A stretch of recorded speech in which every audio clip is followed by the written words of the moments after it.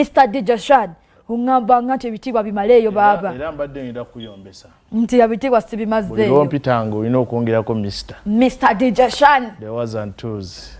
What? The was and twos. The was and twos. Yeah man. Hey. Banage. Otiddemu. Oli otya. Ndi bulungi era wabunda baneyagala. Toina tabu. Babuze kaba tulaba. Abalabi wa BBS Fine. Mr. DJ Shan is my name. Mwebale kulaba tukyakyanki, mwebale kulaba Florence bannangi, mwebale kwagala BBS. DJ Shan olwaleero nze ndi wano ne Florence tugenda kuwaya. Olunaku lwanca. Olunaku lwanca. Koze twagise tutya concert? Mixtape party. Mixtape party. Yeah man. Ho, bannange. Yeah. Enegenda kubeera ya mulondi gwakumeka. Gwa kusatu. Tukoze nyingi. Naye lwa mixtape eno ya kusatu. Nga tetunagonda mu COVID twali tu celebrating 10 years. Ngoli muku tabula ndongo? Yeah. Yali ku Freedom City? Yeah. Oh. At this time? That was 2019. 2019. This time to mixtape party season 3. Yeah. Ekigambo ekyo ntera okukiwulira mixtape naye nze ng'omuntu sikitegeera nkakasa waliyo n'abali eyo tebakitegeera bulungi kitegeeza ki amanyi ffe ewaffe eno gye tuli mu DJs industry mixtape kati nga bwe naakukolera kanani stop nenkakuwa n'oteekamu wakeewunga ennyimba zonna ziwaalyetaaze ziri omwo kati nga bw'olaba omuyimbi wagala ngenda kulaunchinga album naye kale eky'omuyimbi kyanjawulo naye ku saidi yaffe yaba DJ nkola mixtape nga mulimu abayimbi ab'enjawulo naye ng'obuyimba bwonna hot cake gwe bwerondera oba requests ziva mu ffe abagenda okujja okulaba ebbanga lye mbala nga mbakolera mu bifo eby'enjawulo manya ki kye mwetaaga kati ne nkwata ebyo byonna bye mwetaaga ne mbifunza ne mbiteeka mu kantu kamu naye nga katabu kati nakubamu ennyimba nga mmeka kisinziira sobola okuteekamu ennyimba nga 3 4 5 10 kisinziira ku budde ki bwe nkakoledde bwe tukoze mabega bubadde butambula butya bubadde bulungi naye kati nze sobola gamba nti bubadde bulungi okujjako mmwe ababutwala ngamba bu concert mu turn up abantu baze babujjumbira ate era ekyokubiri bwe tuba tutandika kati ye gye twatandikira si we tuli twatandika abantu batono ne tujja nga tulinnya kati saawa eno tugoba n'abantu bayite bamanyi nti badijja nabo babeera n'ebivulu baze babiyiga buyizi nze actually nzimba oba mbasaasira na basaasira kubanga these days kati twatandise kuba bisaawe naye ngamba tubeere abantu abatonotono tetwagala nnyo nfuufu naye nze ebintu ebyange bya VIP nkutegeera by the way sikyogera lwakuba ali wano naye kuba DJ Shan mulungi bw'owuliriza bw'aba ali mu kumixing owuliriza owulira ebintu nga binyuma oba lwakuba omuntu aba amanyi oba just otukwata bukwasi nedda bw'oba ng'onyumirwa endongo nkakasa osobola okwawula endongo ennungi nti ono yayimbye bulungi ono yayimbye bubi kati naffe ba DJ bwe tuli osobola okumanya nti ono DJ endongo ye gyazannya tenyuma bulungi ate ono ye gyazannya enyuma baaba era oyo bw'abeerako sisubwa oluyimba lusobola okuba nga lubi DJ Shan n'alumixinga ne lufuuka olulungi bwe kiri ennyimba ezisinga ze musinga okuwuliriza si nnungi nnyo bw'otuulaawo n'oluwuliriza naye olw'omukyuzi bw'oyongeramu olusanga nga Shan ayina engeri gyalusiikasiika lukunyumira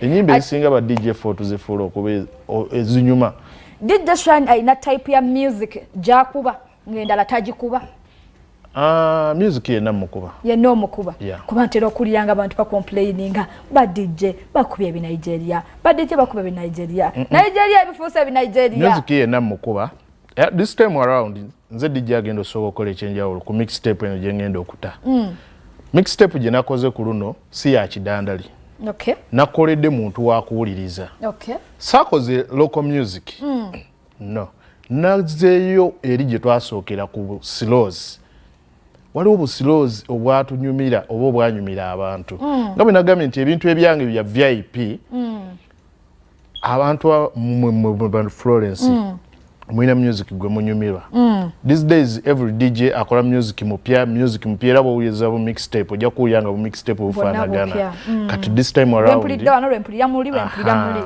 nakoze kanani stop nga kasilo abali mu mukwano tufudde era gwanyumirwa slows obw'omukwano weefunire kanani stop ako tugenda kufa abali mu mukwano Saimo oli mu mukwano ne Saimo lwaki gwoyise ati naye ali mu mukwano kati mpita bali mu mukwano bannange anze kasoga abali mu mukwano tufudde Saimo nenge nawe Saimo oyo namulekera bannange Gabi asana yawulidde leero nfudde asana yawulidde sabo bagambye mbo saagala sala paatu gyali paatu bamuyita paatu mukyala wa Saimo bamuyita Patricia ate zinga yangamba mulala gundi totabula bintu bino omusajja amwogera lwatu mpewo buli wamu nze bwe tubeera nga tunyumya ne Saimo ne tutuuka ku mboozi ate tamwogerako tunyumya ku bintu birala DJ Shan, abantu abesunze okujja olunaku olw'enkya baagala kumanya akasente meka z'abateeka mu nsawo okujja nazo emiryango kiggulwawo ssaawa meka DJ Shan amusuubira ssaawa meka tulinawo ba artist be tusuubirawo okusookawo ba guest DJs kakati olunaku olw'enkya nga bwe nagambye nti ebyange bya VIP this time around tukoze VIP show VIP show olw'obudde twabadde twagala tutegeka wabweru naye embeera eno ndowooza nasaawa eno mugiraba enkuba twasazeewo tudde mu club ayinza okutucyankalanya hotel Kenyon erina club ennungi ddala ddala kakaswa oli ogiyingiddemu ogimanyi kati tusazeewo tusetinga omwo okuyingira gijja kuba emitwalo 2 ordinary then VIP ya mitwalo 10 then tujja kuba ne ba VIP emeza abali ku meza abasasula akakadde kamu akasente naye munnange nedda wuli Saimo abadde abuuza ng'omuntu azze mu club kyeki mutuuza tuzina bwe tutuulamu monazina paka ku maca ez'enjawulo kati ojja kutuuka okoowe kuyimirira ng'olina okutuulamuko kati ebintu ebiseera ebisinga naddala okuviira ddala programu yaffe egenda tandika ssaawa emu ey'abayimbi kati okuva ku abayimbi kyabakwerekeddeko abayimbi tulina Meribata tulina Zizabafana maje gakutaka nfa tuli takataka asatu mu bbanga 2 ku nyama kutaka tulina Khalifa Aganaga tulina MC Mariachi tulina Snake and Zolo tulina n'abayimbi abalala betutaalanga naye nga bagenda kutwegattako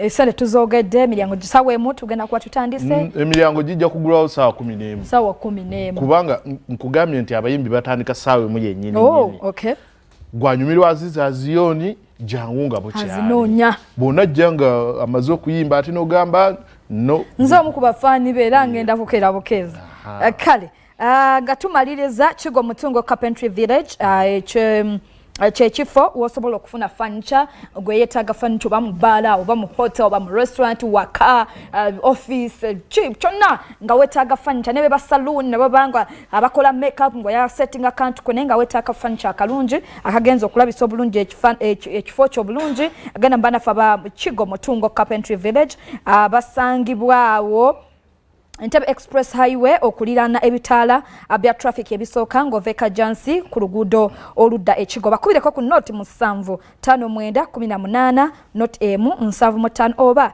noti 78943 n'ensembayo ne bannaffe aba St. Gertrude School of Nursing and Midwifery ly'ettendekero erigenda okubangula omwana ku mutindo gw'ensi yonna agwene amalesini eyokuna wandigeze n'obeera nga munnange oyiga basangibwa Matuga Semto Road okuliraana Gombe Sub County Headquarters okuwandisa kwa August intake kugwako kukunatera okubeera nga kuggwako kale bakubireko ku noti 7 noti 2 7 noti 53 okumanya ebisingawo osibula abatula badakika tusigaze ate kirungi gwe byempewo bimanyi sigenda kubonaabona na kakati njagala kwebaza mu abalabi ba BBS Telephone okuva gye tutandikira ku makya mpaka saawa eno oba mpaka eyo gye tukoyera mwebale nnyo okwagala BBS.